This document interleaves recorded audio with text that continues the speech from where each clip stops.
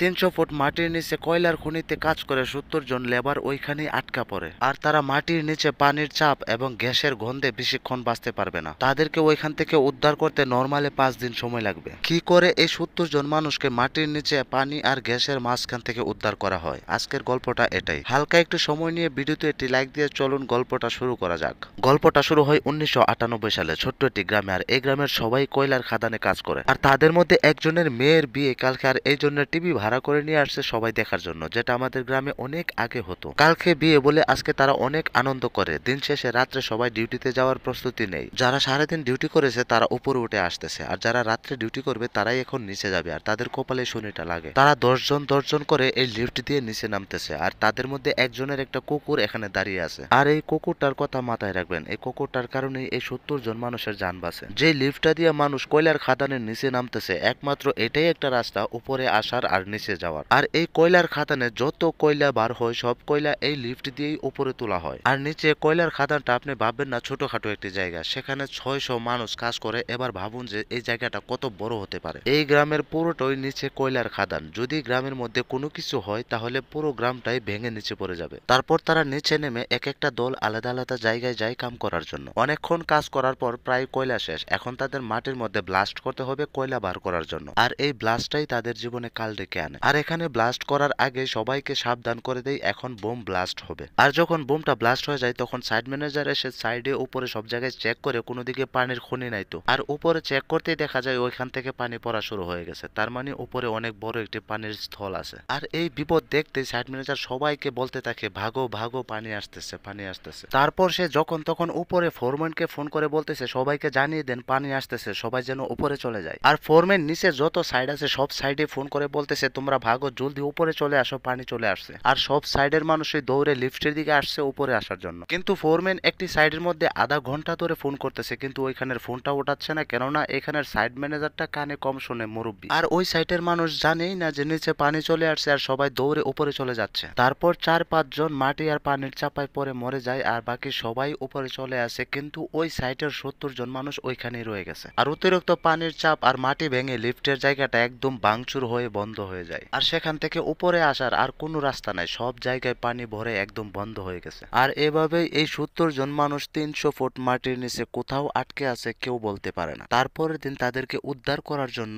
Rescue team আসার পথে রাস্তার মধ্যে অনেক জামের মধ্যে আটকে যায়। তখনই এন্ট্রি হয় আমাদের এই কাহিনীর হিরোর। আর সেও কিন্তু একটি রেস্কিউ টিমের অফিসার, তবে সে এই এলাকার না, সে পাঞ্জাবের। আর তখনই সে দেখতে পায় একটি রেস্কিউ টিমের গাড়ি এই জ্যামের মধ্যে আটকে আছে। সে ছুটে যায় সেই গাড়ির কাছে, গিয়ে দেখে রেস্কিউ টিমের অফিসার আরামসে বসে পেপার পড়তেছে। তার কোনো চিন্তাই নাই, সে যে জায়গায় যাইতেছে সেখানে 70 জন মানুষ মাটির নিচে আটকা পড়েছে। আর এটা দেখে আমাদের হিরো গিল সাহেব অবাক হয়ে যায়, সে কি মানুষকে উদ্ধার করতে যাচ্ছে না পিকনিকে যাচ্ছে, এরকম আরামসে বসে পেপার পড়তেছে। তারপর গিল সাহেব বলতেছে কি হয়েছে স্যার, কোথায় যাচ্ছেন? তখন রেস্কিউ অফিসার বলে এই এলাকায় একটি কয়লার খাদানে 70 জন মানুষ আটকা পড়েছে, এখন যে জ্যামের মধ্যে আছে যাইতে পারবো কি? তারপর গিল সাহেব তার ড্রাইভারকে নিয়ে এই জ্যামের মধ্যে এই গাড়িটাকে যাওয়ার ব্যবস্থা করে দেয়। আর একটু পর গিল সাহেব ওইখানে যায় ওইখানের পরিস্থিতি দেখার জন্য। আর সে ওইখানে গিয়ে দেখতে পারে মানুষের হাহাকার আর কান্নাকাটি। তখন সে জানতে পারে এটা তার পরিচিত একটি বন্ধুর কয়লার খাদান ছিল। তারপর সে এই অসহায় মানুষদেরকে অনেক সান্ত্বনা দিয়ে সে অফিসে যায়। গিল সাহেব অফিসে গিয়ে শুনতে পায় ওইখানে রেস্কিউ টিমের সবাই, সব সদস্যরাই বলতেছে যে তাদেরকে আর বাঁচানো সম্ভব না, কেননা এখানে রেস্কিউ করে তাদেরকে যদি এখান থেকে বার করি তাতেও নর্মালি 5 দিন সময় লাগবে। আর এর ভিতরে হয়তোবা তারা বেঁচে আছে কিনা সেটাও কিন্তু জানা যায়নি। আর গিল সাহেব বলতেছে আমরা জানি না তারা কি বেঁচে আছে কিনা, তাই বলে কি আমরা চেষ্টাও করবো না তাদেরকে উদ্ধার করতে? ওইখানে যদি একটা মানুষও বেঁচে থাকে তাহলে সেও অপেক্ষা করতেছে আমাদের জন্য, আমরা কখন তাকে রেস্কিউ করে নিচ থেকে উপরে নিয়ে আসবো। তখন গিল সাহেব এই কোম্পানির মালিককে বলতেছে আমি আপনার সাথে পার্সোনালি একটু কথা বলতে চাই। আর তারা দুজন বাইরে যায়। আর কোম্পানির মালিক গিল সাহেবকে বলতেছে আপনি এখানে এসেছেন, আমি অনেকটাই খুশি হয়েছি, কেননা আমাকে এই বিপদের মধ্যে ক্ষতি করার অনেক মানুষ রয়েছে, আমাকে যে কোনোভাবে হোক এই বিপদ থেকে উদ্ধার করো। তারপর ম্যানেজমেন্ট ডাইরেক্টর গিল সাহেবকে সবকিছু বুঝিয়ে বলতেছে কারা কোন জায়গায় কি কাজ করছিল, আর এই 70 জন লোক কোথায় কাজ করছিল,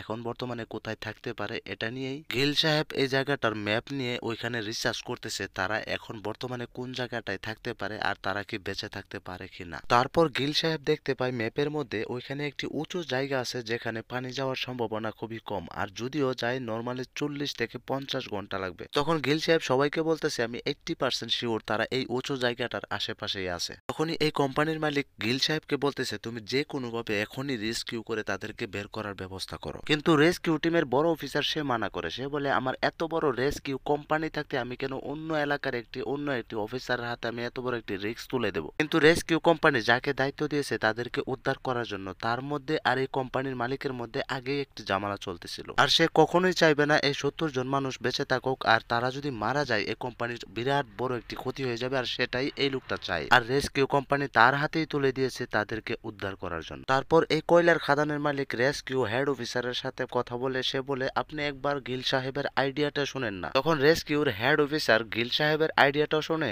আর রেস্কিউ টিমের আইডিয়াটাও শোনে। তখন দেখে তাদের দুজনের আইডিয়াটি ঠিক আছে তাদেরকে উদ্ধার করার জন্য। তারপর রেস্কিউ হেড অফিসার বলে গিল সাহেবের কাজ করুক আর তোমরা তোমাদের কাজ করো, যে কোনো ভাবেই হোক তাদেরকে উদ্ধার করো। কিন্তু রেস্কিউ টিম যেই অফিসারকে এই দায়িত্বটা দিয়েছিল তার তো এখানে প্রবলেম হয়ে যাবে, কেননা গিল সাহেব যদি কাজ করে তাহলে তাদেরকে উদ্ধার করে ফেলবে, আর যদি তাদেরকে উদ্ধার করে ফেলে তাহলে তো তার লস হয়ে যাবে। আর এই অফিসারটা এক নাম্বার ঘোষ করে একটি অফিসার, সে চাই এই 70 জন মানুষ মারা যাক, আর মারা গেলে তার পার্সোনাল শত্রুতাটা সে প্রতিশোধ নিতে পারবে। তারপর হঠাৎ করে এই এলাকার একজন নেতা চলে আসে যে খুবই ভালো মানুষ, সে ম্যানেজারকে ধরে মারতেছে আর বলতেছে তোমরা এখনো কোনো প্রসেস নিতেছো না তাদেরকে কিভাবে বাইরে নিয়ে আসবে। তারপরে গিল সাহেব এই নেতাকে অনেক সান্ত্বনা দেয় আর সে বলে যে এখন আমাদের সবচেয়ে বড় প্রয়োজন হয়েছে সময়টা, আর এই সময়টা আমরা নষ্ট না করে তাদেরকে উদ্ধার করানোর কোনো কাজে লাগাই। এদিকে এই লোভী অফিসারটা সে আবার অন্য এক বাটফার অফিসারকে এই কাজের দায়িত্বটা দেয়, আর সে বলে তুমি জলদি যাও এখানে গিয়ে কাজ করা শুরু করে দাও, তাদেরকে বার করার ব্যবস্থা করো। আর এই অফিসারটা বলে হ্যাঁ স্যার আমি এখনই গাড়ি নিয়ে বের হচ্ছি, এই বলে ফোনটা রেখে দেয়। আর তার কাজের লোকটি বলতেছে গাড়ি বার করবো স্যার, সে বলে আমার থেকে তোর তারা বেশি কেন, আমি খাওয়া দাওয়ার পরে যাব। আর এটাই নিয়ম, সব খারাপ লোক বড় পজিশনে থাকে। আর এদিকে গিল সাহেব জানতে পারে একটি শুকনো কুয়ার মধ্যে হঠাৎ করে পানি চলে আসছে, আর সে যখন তখন কোম্পানির মালিককে নিয়ে গাড়ি নিয়ে চলে আসে এটা চেক করার জন্য। তারপর গিল সাহেব বলতেছে এই কুয়ার নিচে যাওয়ার রাস্তাটা কোথায়, তখন তার পাশের লোকটি দেখাই দিতেছে ওইখানে,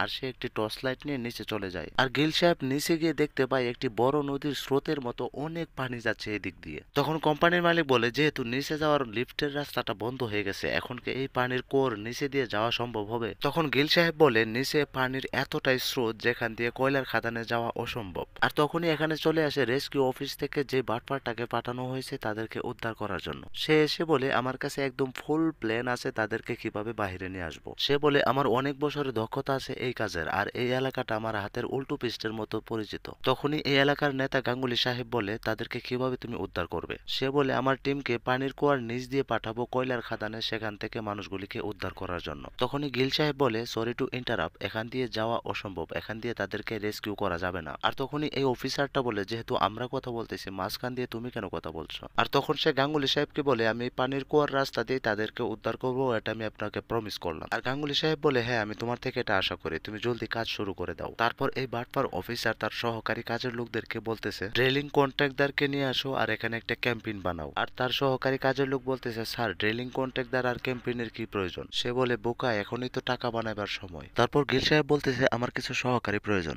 যে আমার সাথে মত মিলিয়ে কাজ করতে পারবে। তারপর কোম্পানির মালিক বলে হ্যাঁ এমন লোক আছে যে তোমার সাথে কাজ করতে পারবে, তবে এখান থেকে একটা লোক আছে যে আসবে না, কারণ সে অনেক বছর চাকরি করার পর সে রিটায়ারমেন্টের টাকাটা পায়নি, আর এই কারণে সে কোনো কাজের মধ্যেই আর আসে না। তারপর গিল সাহেব তার সাথে একটি লোক নিয়ে চলে যায় এই লোকটাকে আনার জন্য, আর এই লোকটাকে অনেকক্ষণ বুঝিয়ে সুঝিয়ে তারপর সাথে করে নিয়ে আসে। আর এদিকে রেস্কিউ অফিসার তার সহকারীদেরকে দিয়ে পানির কুয়ার নিচ দিয়ে যাওয়ার ব্যবস্থা করতেছে। আর এদিকে গিল সাহেব তার সহকারীদেরকে নিয়ে ম্যাপ করে কয়লার খাদানে যে জায়গাটায় উঁচা থাকার কথা, যেখানে মানুষ থাকার সম্ভাবনা আছে, সেখানে সে ড্রিল করার ব্যবস্থা করতেছে। আর গ্রামের মানুষ সবাই সেই বাটপার রেস্কিউ অফিসারের উপর ভরসা করে বসে আছে, গিল সাহেবকে একটু বিশ্বাস করতেছে না। সবাই বলতেছে এই গিল সাহেব কি করবে, সে মাত্র 8 ইঞ্চি একটি হোল করবে, হোল করে কি করে আমাদের লোকদেরকে বাইরে নিয়ে আসবে। আসল কাজ তো করতেছে এই রেস্কিউ অফিসার, সে আমাদের লোকদেরকে বাঁচিয়ে নিয়ে আসবে। তারপর রেস্কিউ অফিসার পানির কুয়োতে ক্যারেনের মাধ্যমে দুইজন লোক নিচে পাঠায়। আর এই দুইজন লোক একটু নিচে যাওয়ার পরই দেখতেছে যে অনেক পানির স্রোত, অনেক পানি যাচ্ছে, আর তারা বলতেছে আমাদেরকে উপরে তুলো। কিন্তু এই বাটপার অফিসারটার কোনো উপরই নাই, সে বলে আরে নিচে নামা কিছুই হবে না। যখন আরেকটু নিচে যায় তখন পানির মধ্যে তাদের ক্যারেনটা লেখা যায়, আর এই দুইটা লোক চিল্লিয়ে চিল্লিয়ে কাঁদতেছে আর বলতেছে আমাদেরকে উপরে তোলো। কিন্তু এই অফিসারটা আরামসে চেয়ারের মধ্যে বসে বলতেছে আরে কিছু হবে না, নিচে নামা নিচে নামা। তারপর সবাই যখন বলতেছে আরে এই দুটো লোক তো মারা যাবে মারা যাবে, তখন বলতেছে আচ্ছা ঠিক আছে উপরে তুল। আর তার এই প্ল্যানটা বরবাদ হয়ে যায়, যেমনটা গিল সাহেব বলেছিল এদিক দিয়ে যাওয়াটা একদমই অসম্ভব। তারপর গ্রামের লোক অনেক টেনশনে পড়ে যায়, অনেক নিরাশ হয়ে যায় এখন কি হবে। আর এদিকে গিল সাহেবের সহকারী সে বলতেছে আমি ম্যাপ করে যে জায়গাটা এখন বের করছি এই জায়গাটার ঠিক 200 ফুট নিচেই মাইনের মানে কয়লার খাদানের উঁচু জায়গাটা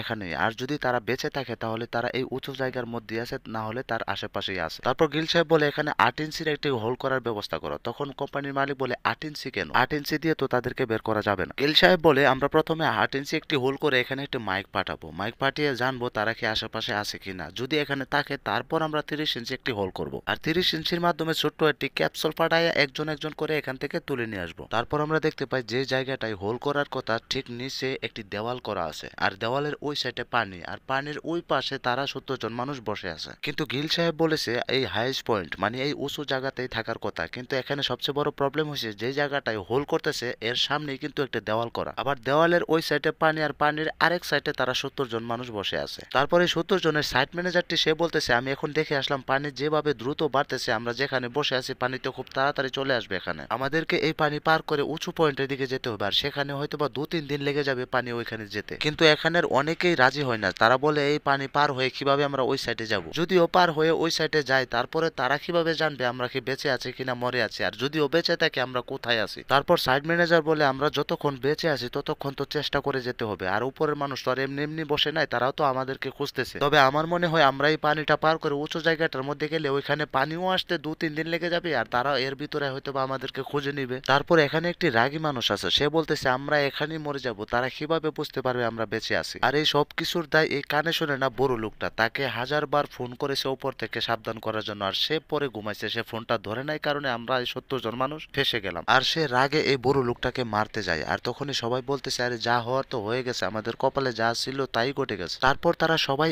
একজোট হয়ে একজনের সাথে আরেকজনকে গামছা দিয়ে বেঁধে তারা এই পানি পার করার প্রস্তুতি নেই। আর এদিকে উপরে 8 ইঞ্চি ড্রিলিং কাজ শুরু হয়ে গেছে। তখনই কোম্পানির মালিক এই ড্রিলারকে বলতেছে এই ড্রিলটা করতে কতটুকু সময় লাগবে, সে বলতেছে 6 থেকে 7 ঘন্টা সময় লাগবে, আপনি টেনশন করেন না, খুব জলদি করার চেষ্টা করতেছি। আর গিল সাহেবের ওয়াইফ গিল সাহেবকে ফোন করে তার ওয়াইফ প্রেগনেন্ট, হসপিটালে যেতে হবে। আর তখন গিল সাহেব বলে আমি হয়তো বা 4-5 দিনও না আসতে পারি, তুমি অন্য কারোর সাথে ডাক্তারের কাছে চলে যাও। আর গিল সাহেবের ওয়াইফটাও খুব ভালো মানুষ, সে বলে হ্যাঁ তুমি আমাকে নিয়ে একটু টেনশন করো না, আমি চলে যাবো হসপিটালে, কিন্তু তুমি এই 70 জন মানুষকে যে কোনো ভাবে হোক বাঁচাতে হবে।